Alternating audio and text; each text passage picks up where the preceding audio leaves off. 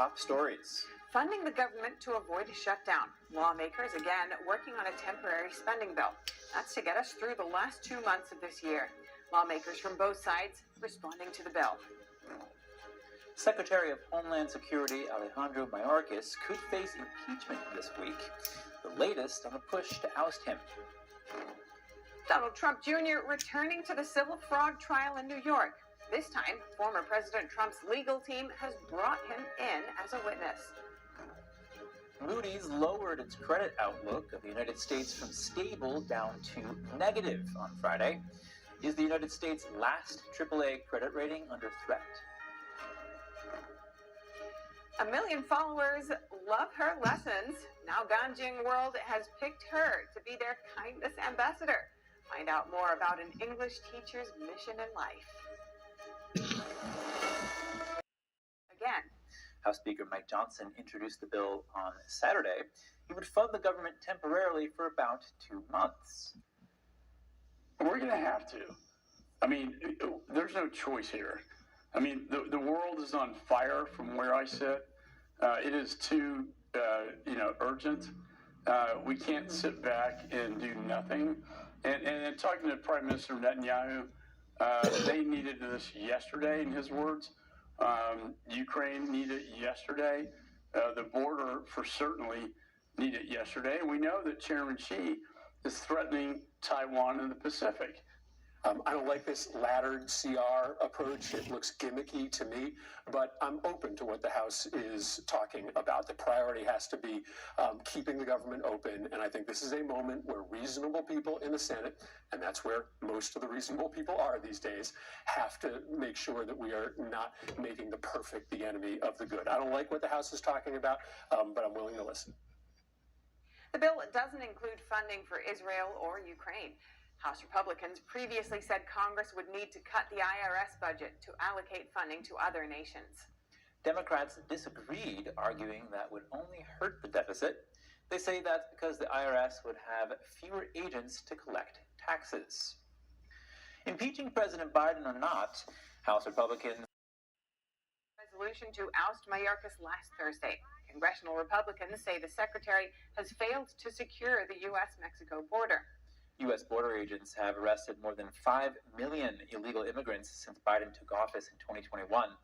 The GOP blames Biden and Mayorkas for rolling back Trump-era immigration policies. The U.S.-Mexico border has come under renewed scrutiny following October's Hamas terror attacks. Republicans have voiced concerns about terrorists slipping into the country. A growing number of illegal immigrants on the terrorism watch list have been apprehended this year. Even if the House impeaches Mayorkas, the effort is almost certain to fail in the Democrat-controlled Senate.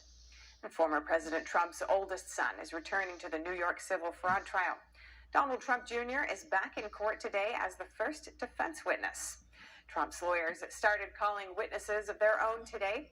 The trial is proceeding after Judge Arthur Engeron rebuffed the Trump's request last week to end the trial early through what's known as a directed verdict. Trump Jr. will be questioned first by the defense lawyers representing him. A state lawyer is also expected to question him on cross-examination. Trump Jr. is a Trump Organization executive vice president. He originally testified on November 1st and 2nd.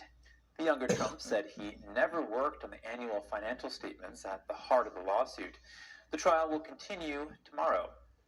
A co-defendant in former President Trump's Georgia election case says he won't cooperate. Reverend Stephen Clifford Lee is a Living Word Lutheran Church pastor in Orlando Park, Illinois. He faces racketeering charges, influencing a witness, and a conspiracy to solicit false statements and writings. According to the Chicago Tribune, Lee told a crowd at a local church that he wouldn't take a plea deal. He said, quote, "I'm not going to cooperate with evil. This is bigger than me." The pastor has pleaded not guilty. He said that if convicted, he faces a minimum of 5 years in a Georgia prison. Lee is attempting to sever his case from other co-defendants. Former President Trump is pushing for his federal election trial in Washington to be televised. His lawyers filed papers late Friday saying all Americans should be able to watch the proceedings, calling them a politically motivated prosecution of the current Republican frontrunner. Federal court rules prohibit broadcasting such trials, but many news organizations say the unprecedented case warrants making an exception. The Justice Department opposes the effort. It argues that the judge overseeing the case does not have the authority to ignore the long-standing policy against cameras in federal courtrooms. Trump says the prosecution wants to continue what he called a travesty in darkness, but that he wants it all exposed to sunlight.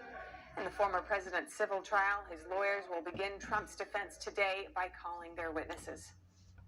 The Republican National Committee is threatening to disqualify presidential candidates from debates if they attend a Thanksgiving forum. 5 candidates were invited to the Iowa Christian organization's Thanksgiving Family Forum this Friday. They include former President Trump, Florida Governor Ron DeSantis, former South Carolina Governor Nikki Haley, entrepreneur Vivek Ramaswamy, and South Carolina Senator Tim Scott. In a letter dated October 28th, the office reminded the candidates that they agreed not to participate in unsanctioned debates. A spokeswoman for the group said DeSantis, Scott, and Ramaswamy have already RSVP'd for the event. A Trump aide said the former president has no plans to attend. The Iowa Family Organization said it plans to move forward with the event, despite the RNC's warnings. Last month, the RNC blocked a joint appearance by Ramaswamy and GOP rival Chris Christie on Fox News. DeSantis confirmed that he will attend the event despite the warning. I'm going to be swing district and has at times clashed with Democratic leadership and the liberal wing of her party. She's currently serving her 3rd term in Congress. Spanberger is running to succeed current Virginia Governor Glenn Youngkin, a Republican. The state's constitution prevents governors from serving back-to-back terms. A surprising demographic shows growing support for Donald Trump. Hispanic voters are drawn to the GOP candidate who says he'll deport illegal immigrants, many of whom are Hispanic. We speak with Epoch Times reporter Janice Heisel about this election plot twist. Janice Heisel, thank you for joining us again. How is Trump doing with Hispanic voters at this time? Well, if we could combine it into a phrase, I think it would be fair to say better than ever if the polls are correct. Just last week, the New York Times and Siena College poll, which President Trump has been very vocal in pointing out that they don't seem to really be in his favor often, the New York Times. But that poll showed a 43% support in 6 battleground states, which is 14% higher than in 2016. And anytime that you get a double-digit shift in a poll, that's generally viewed as extremely significant. And what explains this? Well, there are a lot of factors that I heard from people interviewed in the crowd, as well as a couple of different officials who are very well known. For example, the mayor of Hialeah, for example, Carrie Lake. And I was hearing from people some general themes, which include, for example, the grocery prices they feel were much better under President Trump, as well as gasoline prices, the overall cost of living. Now, it's debatable whether, how much influence a president has on some of these policies, some of these results. However, if you shut down a pipeline, for example, that is going to cause the price of gasoline to generally go up. So those were some of the themes I heard about. And can you tell us what the voters you spoke to there were saying in Hialeah? You were at Trump's rally at Hialeah. Yeah, one of the biggest reactions that I heard from the crowd, actually was definitely the biggest in my opinion, was when President Trump made a statement about launching the largest deportation effort in U.S. history when or if he is reelected. And I think the reason for that, according to the people I spoke to, including the mayor, Esteban Novo, is that people there very much resent illegal immigration. Many of the people in that audience were from Cuba or descendants of Cubans, and they see that when these people come in illegally, they're all looking for housing. The price of housing just goes through the roof. He was saying, for example, he personally knew some people who were only paying like $1,000 a month for a rent, and then it doubled to $2,000. Very crippling effects on the economy as a result of the influx of illegal immigrants, for example. Now, during this rally, Donald Trump compared the Biden administration to the Cuban communist regime. How did he back that up? Well, he listed a bunch of things that have been happening which are, in fact, correct, or some of them are disputable. But, for example, he was saying prosecution of your political opponent is something that happens in some of these, quote, banana republic countries. And, of course, we all know that he definitely has been charged with a bunch of criminal allegations. Now, of course, President Biden is denying playing, any kind of significant role in that. But that is the posture of the former president. Other things he listed include alleged rigging of elections. He also listed the just overall taking away of people's free speech rights. We've all seen the censorship that's been happening, and it is proven that the federal government did work with some major media organizations to shut down speech they did not like.